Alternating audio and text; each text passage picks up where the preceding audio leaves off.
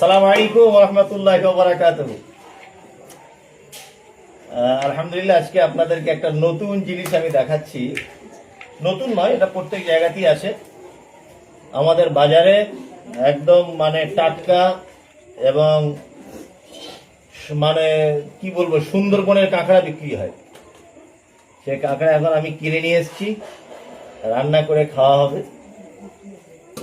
যদিও এটা প্রকাশ্যভাবে হারাম নয়, রুচি হলে খেতে পারে। তা আমার রুচিতে আলহামদুলিল্লাহ সমস্যা নেই, ওই জন্য অনেকগুলো কাঁকড়া আজকে কিনে নিয়ে এসেছি বাজার থেকে। এখন আমি নিজে হাতে রান্না করব আর কাঁকড়া খাবো ইনশাআল্লাহ।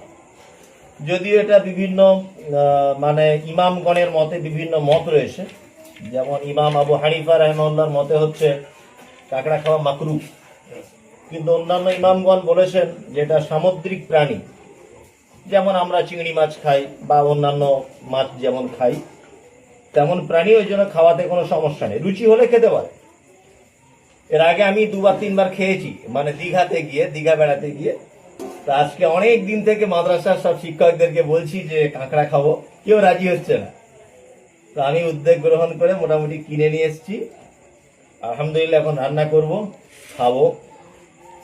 আর প্রত্যেকেই খারাপ কমেন্ট কেউ করবেন না, কারণ হচ্ছে রুচি হলে আপনি খেতে পারেন, কোনো সমস্যা নেই, আপনিও খেতে পারেন। এগুলো অনেক দাম। 1 কেজি কাঁকড়া নিয়েছে আমার কাছ থেকে প্রায় 650 টাকা। এটা 700 টাকার কাঁকড়া, 3, 6, 8টা কাঁকড়ার দাম 700 টাকা, এতই দামি। আসসালামু আলাইকুম ওয়া রাহমাতুল্লাহ। প্রত্যেকে ভিডিওটা দেখছেন, একজন আহলে হাদিসের বক্তা, নাম হচ্ছে মুমতাজুল ইসলাম। এই মুমতাজুল ইসলাম যে বক্তাটা, এ সবসময় ফিতনামূলক কথা বলে, মানুষকে বিভ্রান্তিমূলক কথা বলে, মানুষের মধ্যে ফিতনা তৈরি করে দেয়। এই যে মুমতাজুল ইসলাম, এ হচ্ছে আহলে হাদিসের একজন বক্তা। তো এ একটা মাদ্রাসা খুলেছে, সেই মাদ্রাসায় কে ক বস্তা চাল দিচ্ছে ভিডিও করে, কে কয়টা কী দিচ্ছে তার ভিডিও করে। তো এখন আবার দেখছি যে মুমতাজুল এখন চারিদিকে, যে আপনারা প্রত্যেকেই শুনছেন যে গরু জবাই করা নিষেধ, এই কারণের জন্য এই মুমতাজুল ইসলাম সিদ্ধান্ত নিয়েছে যে এইগুলো আমরা করবো না, এখন কাঁকড়া খাবো। এখন কাঁকড়া খাওয়ার শখ জেগেছে। তো এই মুমতাজুল ইসলাম অনেকগুলো বেশ কাঁকড়া ধরেছে, সেই কাঁকড়াগুলোকে পরিপাটি করছে খাওয়ার জন্য। কিন্তু এখানে এই মুমতাজুল ইসলাম এবং এই আহলে হাদিস বক্তারা এমন এমন কাজ করে যা দেখলে আপনি থাকতে পারবেন, সহ্য করতে পারবেন না। তো এখানে অনেকে মানুষ বলে যে যার যেটা রুচি সে খেতেই পারে।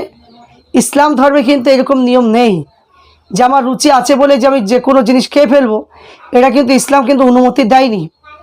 কাঁকড়া খাওয়া হচ্ছে মাকরুহ তাহারিমি, চলবে না খাওয়া, মাকরুহ বলেছে, মাকরুহ তাহারিমি বলেছে, তাহলে কাঁকড়া খাওয়া চলবে না।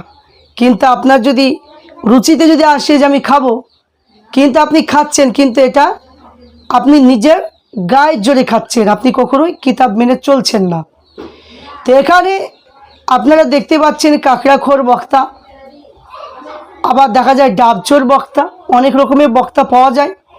তো এখন বর্তমান সময়ে এই মুমতাজুল ইসলাম এখন কাঁকড়াখোর বক্তা হয়ে গেছে।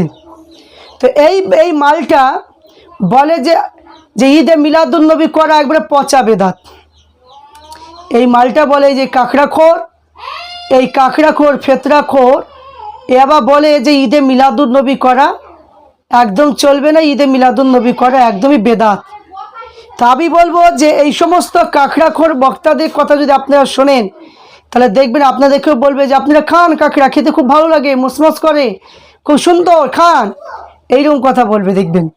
তা আমি প্রত্যেককে বলবো যে না, এইরকম এই সমস্ত পথভ্রষ্ট 72 ফেরকার মৌলানা, এই রাজমিস্ত্রি মৌলানাদের কথা শুনে আহলে সুন্নাত আল জামাতের যে রীতিনীতিগুলো, আল্লাহ নবীর প্রতি যে মহব্বত, ভক্তি, ভালোবাসা যেগুলো আপনাদের মধ্যে রয়েছে, এইগুলো বিচ্ছিন্ন করার জন্য এই বক্তাটা উঠে পড়ে লেগেছে। কখনো ফুরফুরা শরীফের বিরুদ্ধে, কখনো বেরেলি শরীফের পীর সাহেবের বিরুদ্ধে, কখনো মানে কি আমাদের বড় বড় যে সমস্ত মুফতি জুবাই সাহেব, মুফতি আপনার গুলাম সামদানি সাহেব, তিনি তো ইন্তেকাল করেছেন, এবং এইরকম করে অনেক মানে বড় বড় মুফতিদের পিছনে লাগে। কখনো আমাদের ফুরফুরা শরীফে ভাইজানদের বিরুদ্ধে বলে। এ কখন কি বলবে মানে নিজেই ঠিক পায় না।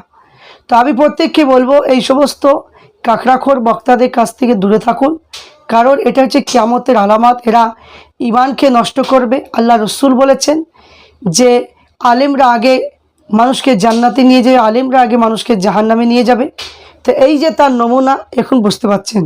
তো আমরা এমন একটা মানে পথ অনুযায়ী চলবো যারা হাক্কানি আলেম, ইলমে শরিয়াত, ইলমে মারিফাতের অর্জন করেছেন, যারা নবীর সঙ্গে দিদার করেছেন, যেমন 14 শতাব্দীর পীর মুজাদ্দিদুজ্জামান আবু বকর সিদ্দিক ফুরফুরাবি রহমাতুল্লাহ আলাইহ, বসিরহাটে আল্লামা রুহুল আমিন রহমাতুল্লাহ আলাইহে, খাজা মাইনুদ্দিন চিস্তি রহমাতুল্লাহ আলাইহ, বড় পীর আব্দুল কাদির জিলানী রহমাতুল্লাহ আলাইহে, ইমাম আহমদ রেজা ফাজিলে বেরুলবি রহমাতুল্লাহ আলাইহে, এইরকম করে যত আল্লাহর ওলি এসেছেন তিনাদের কিতাব অনুযায়ী, তিনাদের অনুসরণ করে আমাদের চলতে হবে।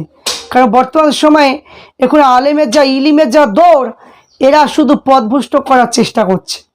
তাই আমি নিজে ওই সমস্ত হাক্কানি আলেম দেখে একটু ফলো করার চেষ্টা করি, তিনাদের মতো মানে চলার চেষ্টা করি। কারণ আমরা অত আমাদের যোগ্য নেই যে আমরা মানুষের ঈমান ধ্বংস করার জন্য, অত যোগ্য নেই যে এটা করা যাবে না ওটা করা যাবে না। আমরা দেখব যে আল্লাহর মাহবুব বান্দারা কি মেনেছে কি করেছে, সেই কিতাব অনুযায়ী আমরা সেইগুলো মানুষকে উপদেশ দেব। নিজের ব্যক্তিগত কোনো ক্ষমতা দিয়ে কোরআনের তাফসীর করা, নিজের হাদিসের ব্যাখ্যা করা, এইগুলো কখনোই সম্ভব নয়।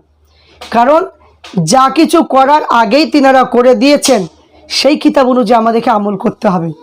আশা করছি প্রত্যেকে বুঝতে পেরেছেন। তবে প্রত্যেককে বলবো এই সমস্ত কাঁকড়াখোর মানে ফেতরাখোর, এই যে মাদ্রাসার নাম করে মানে লুটে পুটে খাচ্ছে, এই সমস্ত বক্তাদের কাছ থেকে আমাদের দূরে থাকতে হবে। প্রত্যেককে বলে ঈদে মিলাদুন্নবী আসছে, আপনারা ঈদে মিলাদুন্নবী করুন, আল্লাহ নবীকে ভালোবাসুন, আল্লাহ নবীকে মহব্বত করুন। সাহাবাই কেরামেরা যেভাবে করেছে, আল্লাহর ওলিরা যেভাবে করেছে, সেইভাবে আপনারা আল্লাহ রসুলের ঈদে মিলাদুন্নবী করুন। আশা করছি আপনারা প্রত্যেকে বুঝতে পেরেছেন। প্রত্যেকে কোনো কিছু কথা বলার থাকলে কমেন্ট বক্সে লিখবেন, কিন্তু কমেন্ট বক্সে কোনো বাজে কথা কেউ লিখবেন না।